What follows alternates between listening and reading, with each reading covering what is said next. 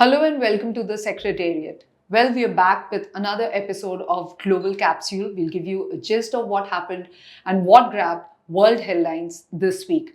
I'm Mahua Venkatesh and I'm joined by Sushma Ramachandran, columnist, senior journalist, and consulting editor to the Secretariat. Thanks, Sushma, for your time. Thanks, Mahua. Lovely to be here. Thanks. Sushma, so let's start with Mr. Jaishankar's visit to China. Of course, that was much watched, much talked about. Yes. He met his counterpart there, Wang Yi, and of course, it was the SEO summit. And one of the key focus areas was the fact that, cooperation between India and China needs to be boosted going ahead. How do you read the situation? I think Mr. Jaishankar's visit to China and to the SCO is certainly a very significant one right now.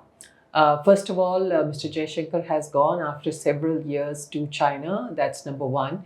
And number two, he did make a very plain and categorical statement at the SCO saying that this organization has been set up to prevent terrorism and to enlarge security cooperation between the members, and therefore we need to take terrorism and of course the Pahalgam attack very seriously. So that was number one message. The message was very clear. Very clear. Number two, as far as China is concerned, I think it indicates some kind of breaking of the ice that had taken place, after the 2020 Galwan attack. There has been a lot of chill in ties between India and China. And I think finally there seems to be a breaking of the ice, as I said.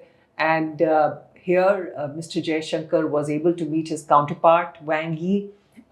They discussed many issues. And one thing that was mentioned was that there should be no third party involved in the bilateral ties between India and China. And that reference obviously was to Pakistan.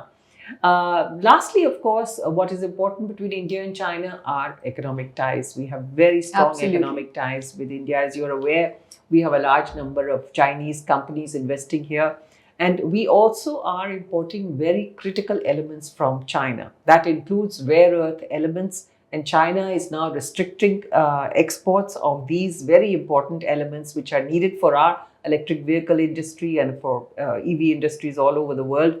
So these are areas where I think we're going to hopefully see some change. You spoke about rare earth, like you rightly said. I mean, these are critical for our infrastructure, for our economic boom. And there have been reports which have sort of suggested that how the shortage of rare earth elements and, the supply chain is kind of getting weaker. And that is impacting the auto industry, the EV, especially the EV sector. Now, obviously, do you think there's going to be some kind of a resolution, some kind of a moving forward with this visit? And both India and China both are hoping that there's going to be some thaw in kind of in the ties, in the bilateral ties. Well, I think there should be. I think there should be because India has been approaching China not just during Mr. Jaishankar's visit, but earlier also. There have apparently reported to be discussions between India and China over this issue. And China has not explicitly banned the export of these rare earth elements or rare earth magnets. There are about 7 rare earths which on which they have put curbs on export.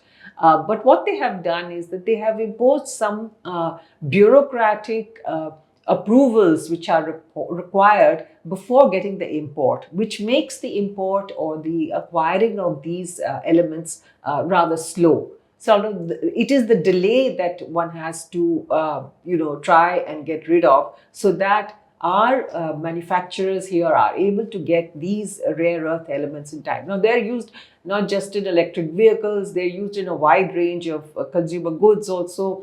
Electronic goods, yes, Incidentally, rare earths are called such not because they are actually rare. They are available in the earth, but they are difficult to extract. So even India has a large deposits of rare earths, but we have not actually exploited them simply because it's very difficult to extract. Of course, I think this situation is going to change. Of course, yeah, like you said, the policy measures are probably being looked at to ensure that we can be more mineral self-reliant kind of a Yes, country. yes.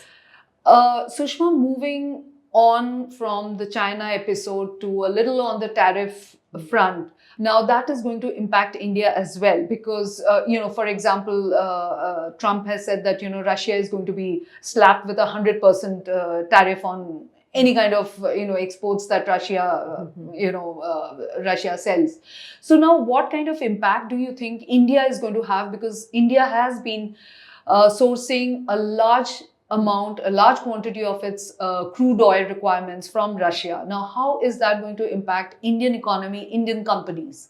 Well, first of all, what the US President Donald Trump has said precisely is that they're going to impose sanctions in the form of tariffs, as you rightly said, on countries which are trading with Russia. And those tariffs could be as high as 100%. Now, of course, immediately in the whole world, you have media attention focused on the fact that countries like China, India, and Turkey have been buying Russian oil in bulk now because the buyers from Europe and other countries have reduced because of the sanctions and because of the focus on trying to reduce trade, cut back trade with Russia. But at the same time, we have to remember now. First, I think we have to remember that we are not the only countries who are buying energy from Russia. Even European countries are buying natural gas from Russia. There are also one or two countries, I think Slovakia and Hungary, which are still getting pipeline oil from Russia. So, I mean, when Donald Trump says that he's going to impose 100 tariffs on people who buy Russian products, I mean, he's going to have to impose that on the European countries also because, they're also buying natural gas. Some of them are even buying oil.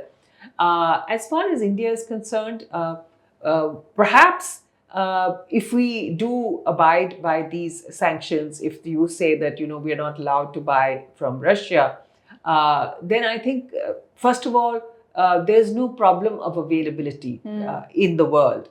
As far as oil is concerned, crude oil is concerned, there are ample stocks available. In fact, the pricing is also an issue because we were getting Russian oil at a relatively cheaper price. Correct. We were getting it.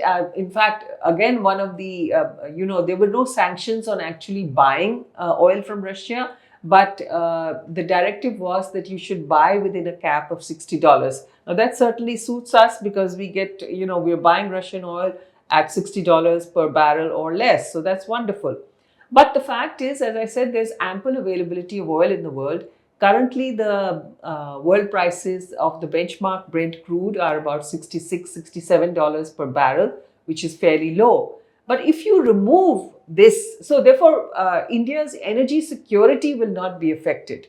But it will have an impact on the entire world because if you remove Russian oil from the market, international prices will then go up because then the extent of availability comes down. So that impact will be there. Coming back once again to India, the External Affairs spokesperson, on the other hand, has just said that we are not going to be guided by directives from either NATO or by Donald Trump on this issue because the NATO chief apparently said that India, China and Turkey should talk to Putin to come to the negotiating table for Ukraine.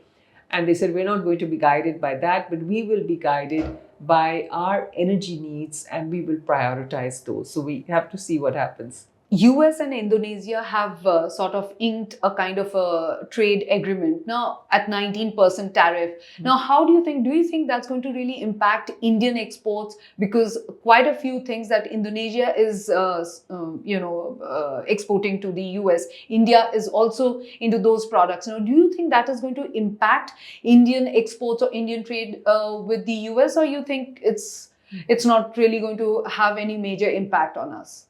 Well, definitely Indonesia is a competitor in a lot of products, as you pointed out, in the US. And Much depends really on what happens in the bilateral trade agreement that is now being negotiated between India and the US. That's, as you are aware, the delegation is in Washington and they're still tying up a lot of the details. So, we are talking about 19%, as you say, a kind of a flat tariff. Now, from what we understand, the India US agreement is not going to be a one slab throughout. You will have the base slab, which America has imposed of 10% on all goods coming into the country. But above and beyond that, how it's going to pan out, we have to see. If India decides not to allow access into the agriculture and dairy sectors, as has been, as is indicated, then it is likely that the US could impose higher tariffs on our products. And therefore, we might lose out to countries like Indonesia. So that is something, it's a work in progress. And I think we'll have to wait for the next few weeks what happens.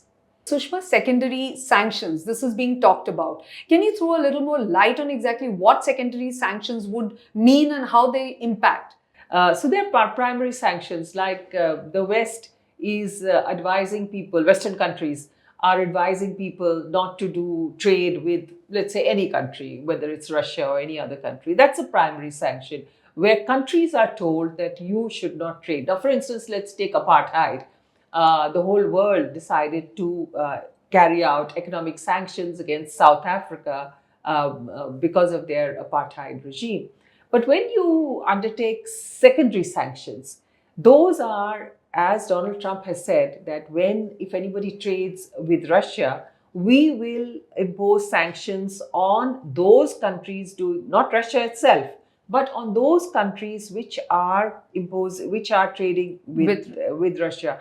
Now, actually, secondary sanctions are normally imposed, and are normally not imposed on countries. They're imposed on corporates, on banks, on institutions which are carrying out trade with the country on which primary sanctions have been levied or launched. So this is a very strange thing that has been done by President Trump, that he has imposed secondary sanctions on countries. So it's something rather unusual.